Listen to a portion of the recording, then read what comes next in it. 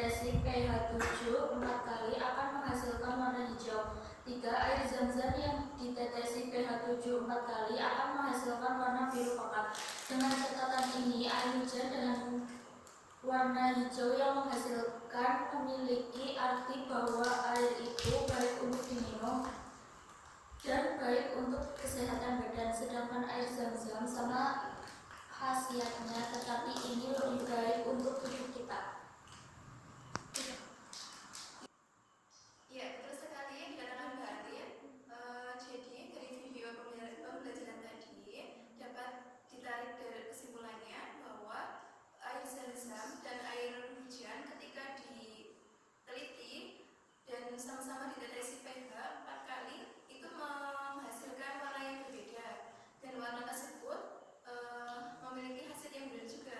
Dari air hujan ketika ditetesi pH 4 kali akan menghasilkan warna hijau, dan khasiatnya itu menurut ilmu kedokteran bahwa air yang berwarna hijau itu baik untuk dikonsumsi seluruh makhluk yang ada di muka bumi ini. Sedangkan air zam-zam yang berwarna biru itu juga memiliki khasiat yang luar biasa bagi tubuh kita ketika kita meminumnya. Ya, Ibu kasih poin untuk Mbak Arin ya yang sudah mengajukan poin tadi. Ada yang mau mengajukan pendapat lain? Ya, Ibu cukupi ya untuk sesi pertama ini. Lanjut pembelajaran yang kedua. Nanti Ibu akan menjelaskan tentang keautentikan Al-Quran. Nah, kalian tolong amati apa yang dijelaskan. Nanti Ibu akan melanjutkan ke sesi pertanyaan. Sebelumnya ada yang mau ditanya tentang video tadi? Tidak, Bu. Ibu lanjutkan ya. Ya, sebelum memulai pembelajaran selanjutnya, apakah ada yang mau menanyakan dari video tadi? Ada, saya Bu. Ya, silakan Mbak Diva. Bu, dari video tadi apa hubungannya dengan pembelajaran kita hari ini?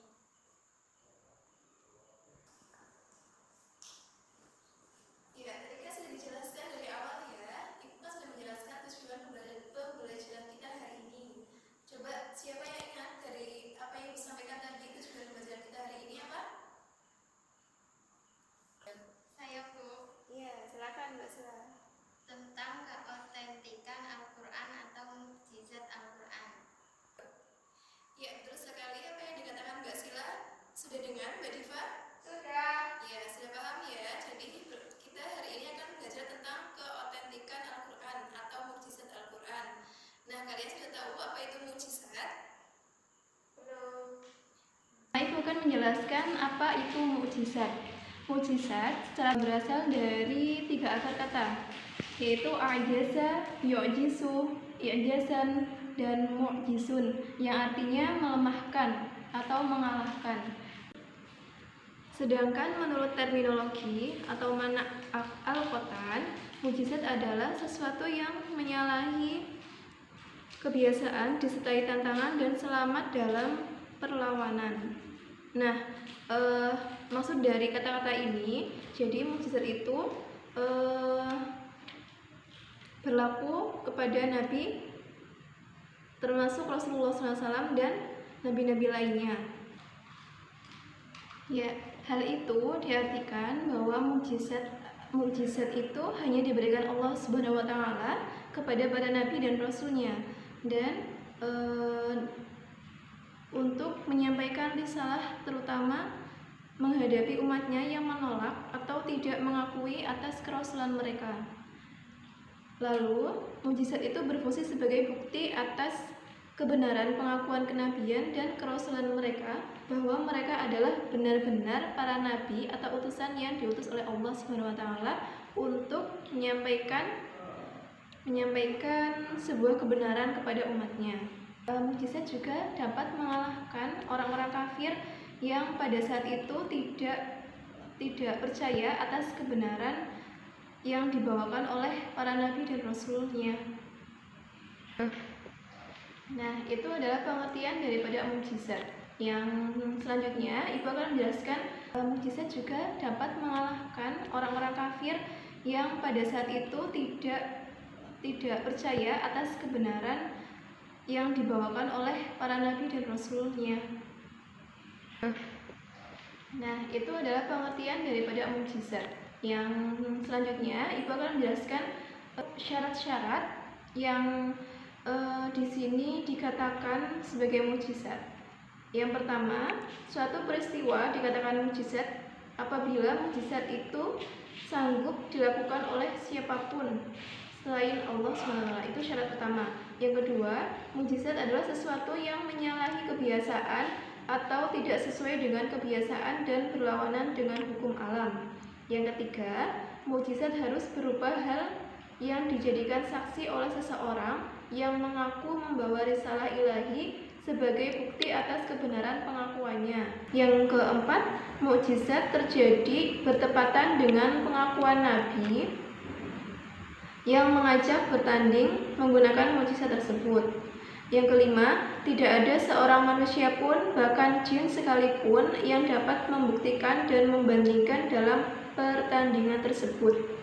Nah, kelima syarat tersebut bila terpenuhi, maka suatu hal yang timbul di luar nalar kita merupakan suatu mukjizat. Itu dinamakan mukjizat.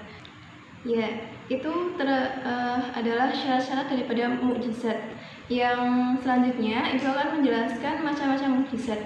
Mukjizat itu ada dua. Yang pertama ada mukjizat hissi, yang kedua ada mukjizat maknawi. Mukjizat hissi itu terjadi pada masa tertentu dan diperlihatkan oleh umat tertentu juga. Dan yang kedua, mukjizat maknawi.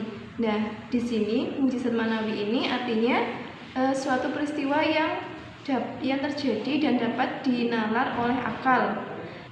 Yang kedua, mukjizat maknawi artinya bahwa peristiwa ini terjadi secara universal, dalam arti bahwa dapat diperlihatkan oleh seluruh umat dan mukjizat ini kekal.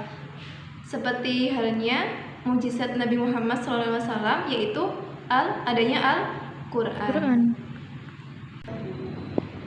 Ya, itu adalah macam-macam mukjizat. Ya, tadi macam-macam daripada mukjizat. Nah, kalian tahu apa saja sih yang termasuk mukjizat dalam Al-Quran? Siapa saja yang mendapat mukjizat? Kalian tahu Nabi siapa saja? Tahu. Coba sebutkan. Saya, Bu. Ya, silakan. Nabi Musa selamat dari sihir Firaun. Nabi Isa membuat burung dari tanah. Nabi Daud dapat membengkokkan besi. Nabi Nuh membuat kapal untuk menampung kaum yang beriman. Nabi Ibrahim tidak hangus dibakar dalam api oleh Raja Namrud. Ya, betul sekali yang dikatakan Mbak Diva. Jadi mukjizat yang ada dalam Al-Quran itu sudah disebutkan ya. Tadi contohnya ada mukjizat Nabi Musa, mukjizat Nabi Ibrahim, mukjizat Nabi Isa, mukjizat siapa lagi tadi? Nabi Daud. Iya, Nabi Daud, lalu Nabi Sulaiman.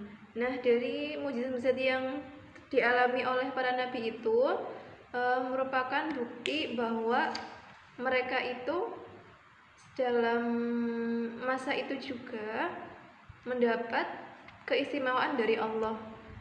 Dan tadi dalam pengertian mukjizat itu untuk mengalahkan para orang kafir yang meragukan atas kebenaran kerasulan mereka.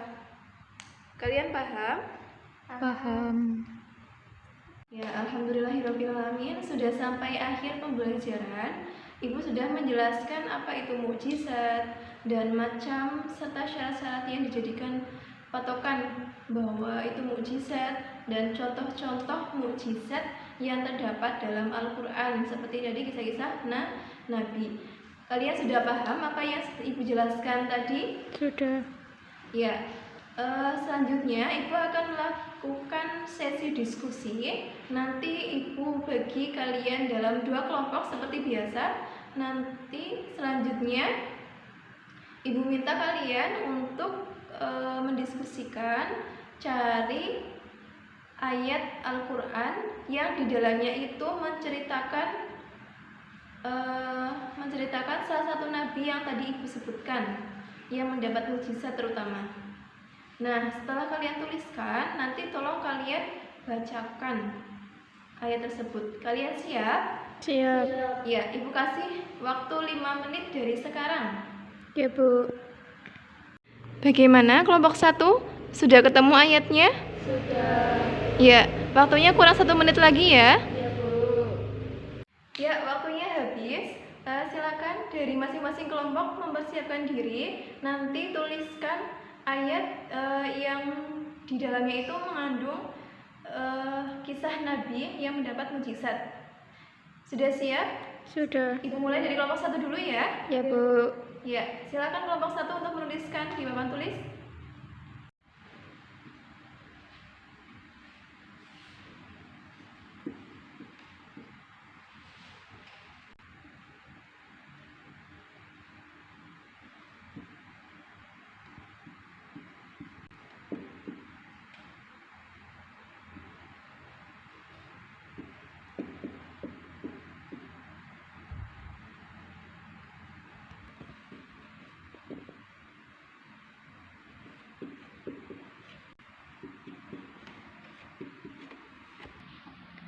Ya, sudah. Sudah. Coba bacakan ayatnya. Bismillahirrahmanirrahim. Fa'alfa asahu fa'idha hiya thu'banun mubin. Artinya, lalu Musa melemparkan tongkatnya. Tiba-tiba tongkat itu menjadi ular besar yang sebenarnya. Quran Surat Al-A'raf Surat ke-7 ayat 107. Kelompok 1 sudah mempresentasikan hasilnya, dan dari ayat tersebut disebutkan bahwa mukjizat dari Nabi Musa. Ya, ibu kasih nilai 10 untuk kelompok 1. Tepuk tangan. Ya, sekarang giliran kelompok 2 untuk mempresentasikan hasil diskusinya. Untuk kelompok 2, kalian sebutkan saja ayatnya dan bacakan artinya ya. Ya, Bu. Bismillahirrahmanirrahim. Qalu harriku wansuru lihatakum in kuntum fa'ilin. Qulna ya naru kuni bardahu wa salaman ala Ibrahim. Artinya, mereka berkata, bakarlah dia dan bantulah Tuhan-Tuhan kamu jika kamu benar-benar hendak berbuat. Kami berfirman, wahai api, jadilah kamu dingin dan penyelam. Quran Surat Al-Anbiya ayat 68-69. Ya, alhamdulillahirrahmanirrahim, kelompok 2 sudah bisa menjawabnya, dan ibu kasih nilai 10 juga untuk kelompok 2. Tepuk tangan untuk kelompok 2. Ya, 2 kelompok dari kalian sudah menjawab dengan benar ya. Ibu sangat apresiasi kalian sekali, bahwa berarti kalian pada pembelajaran hari ini memperhatikan ibu ya. Ya, Bu. Ya, dan pembelajaran terakhir ibu akan menyimpulkan dari apa saja yang sudah ibu sampaikan. Dan ibu minta tolong kalian ada yang mau menyampaikan kesimpulan hari ini? Ada, Bu. Saya. Ya, silakan.